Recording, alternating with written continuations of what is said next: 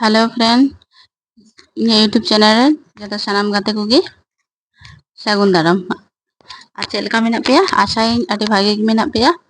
इन भागे की मेना तेज मिटा सुक्तो बनाव को इन आपे कना नेल पे चेलका का बनाव दा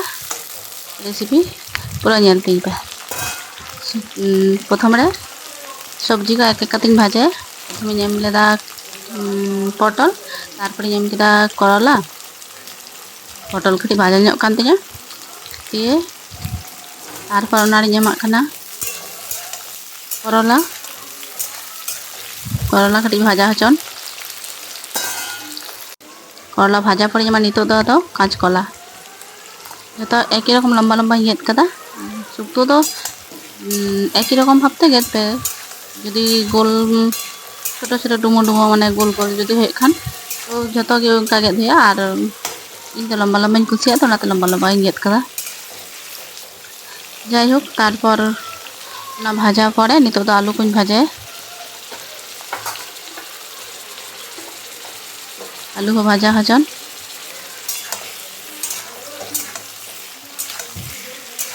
দিয়ে ওনা সবজি को भागे टिकिन भाजाए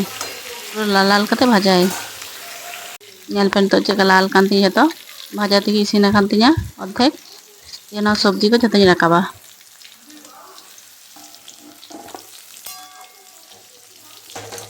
मिटा मिटा भाजा गान को तिया जेहेतु सुनम कटी बेसी ताहे काते आदो इन बार बार बांग रकाब कते एक बार डायरेक्ट झतो मिद साथे सब्जी भाजाए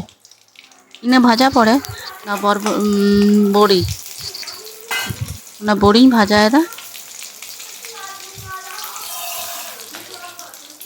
ना बड़ी को लाल लाल कटी भाजा हचन नेलते तखन मा लालोग कना तो तखन इन भाजाए नाड़ा चढ़ाई लाल लेन खान गी रकाब दोहया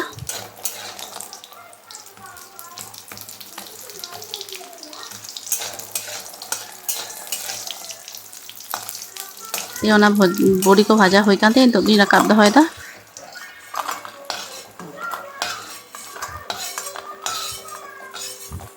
दिए रकाब केदा दिए 5 फोरन एम केदा उनारे फोरन हिसाब ते और शुकनो लंका एम गान को शुकनो लंका दो बाñama इन काचा लंका गे ñama ये ओना गाजर और लाउ डाटा ताहे काना इना इना एम केदा इना कटी भाजा ñoगा भाजा पड़े आदो नोआ जा सब्जी को भाजा कती रकाब कती दोहो लेदा इना सब्जी को एम केदा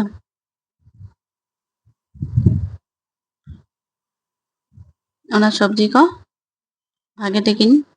भाजा ñoगा आरहो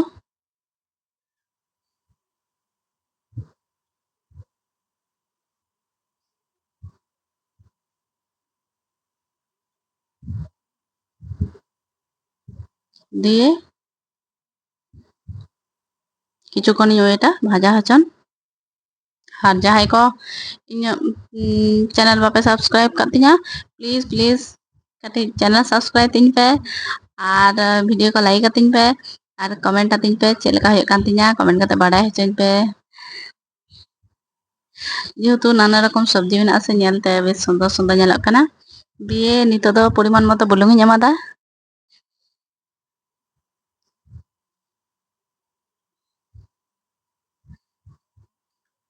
बुलुंग एम कते घंटा मिसाय दा भागे टिक बुलुंग एम लेखा दा उंडोक तो ओना तो भागे टिक घंटा मिसाय दा बखान पेलिया जे दीदी प्रतिदिन गी जेल हाको गे बनाव दा आती इन दबा दिनम जेल दबा सब्जी हो बनाव ला कती दो लेगी ये तो सुक्तो तो बेस टेस्ट टेस्ट भागे बुझा से दिए सामान्य परिमाण जिरे बांग एम ना अल्प आधा चामच लेका जिरे एमादा और धने गुड़ो एमादा अल्प ओना एम पर घंटा मिसाय दी भागे टिक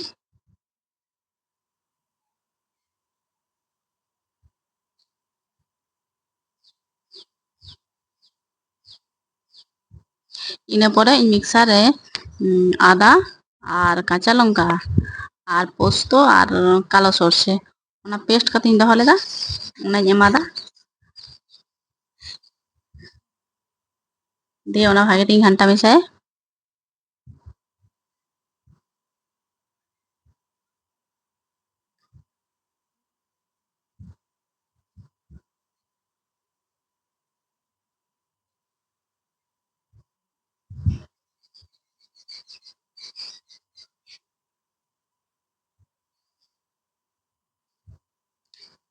তারপরে নিতোগ দो কাटिज सामान्य চিনিኝ এমাক কানা যেহেতু শুক্তো দो কাटिज হাড়াদ হাড়াদ মিষ্টি মিষ্টি ভাব বুঝাᱜᱼᱟ তো হেরেম হেরেম ইনাতে सामान्य जहाँ जुदी सुगार टुगार ताहेना बांग होपे एम दाड़ेया और जेहेतु इᱧᱟᱹᱜ ᱫᱚ बानुग तिᱧा से इनाते काटिज उतु रेदो काटिज चीनी दो एमाक गिया टेस्ट टेस्ट जतनी काटिज हेरेम हेरेम इñ बुझ मा इना लगित ते बेसी तो एमना दरकार ना आधा चामच लेका छोटो चामच ते आधा चामच माने हाफ चामच इना एम परे नितो दो आदो सामान्य जेहेतु नारकेल ना तवा बानुग तिᱧा ओनाते एमनी जस्ट तवा गिñ एमाक काना যদি নারকেল থাকে না ওনা রিদ কাতে ওনা তোয়াতে উডুক पे তাহলে ওনা তোয়া এম রহ ভাগে আর বাখান ওনা এমনি তোয়া যাহা থাকে না ওনা কাটি দুল রহ ভাগে বুঝাᱜᱼᱟ ইনা এম পরে ভাগে টিং ঘন্टा বেছে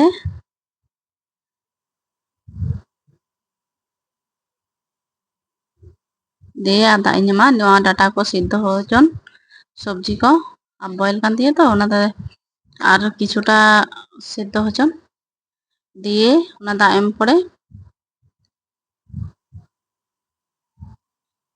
তারপর নিতো দাদা ওনা বড়ি को मेना ओना बड़ी को एम का एरपर भाजा कतिñ दो रे ओना बड़ी एमा नितो दो कटिñ रापुत कतिñ एमा चेदा से मसला को बोलोना बखान गोटा गे ताहेना ओनाते कटिñ কিছুটা দই অর্ধেক দিন রাপুত দেখা অর্ধেক তো গোটা মেনা দিয়ে মিক্স কাতে আদা ঢাকা দহয়া নিতো দো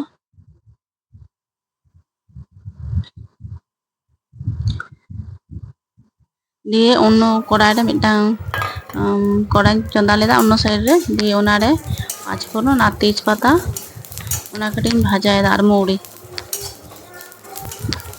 ভাজা কাতে ওনা মিক্সারে গুঁডে মিক্সার হোক ধীরে ধীরে হোক জাহান আগে মানে রিদ গুঁডে হইয়া দিয়ে ওনা মশলা কাটিং এমাদা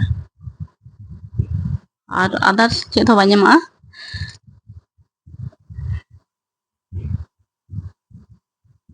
আর যাই ঘি को पे जमा घी पे एम दाड़े इन दो घी तो बाñ जमा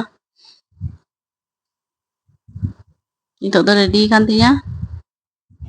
ñel तो अड़ी टेस्टी टेस्टी ñelok kana আর যাই को सुक्तो जम साने पे आले ओड़ा हिजुग पे सुक्तो जम चे पे और इñ वीडियो অতি অবশ্যই বেশি ñok কাতে লাইক কাতিñ पे বেশি ñok কমেন্ট पे আর ইñ যাই চ্যানেল বাপে সাবস্ক্রাইব কাতিña प्लीज प्लीज चैनल को सब्सक्राइब तिñ पे आसाइन जतो गे पे चैनल को सब्सक्राइब तिña আর ñel kata dalo pe paroma अच्छा আর नवा कोनो video तिñ सेटरा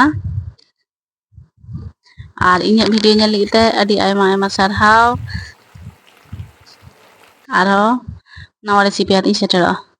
thank you video ñel लगित ते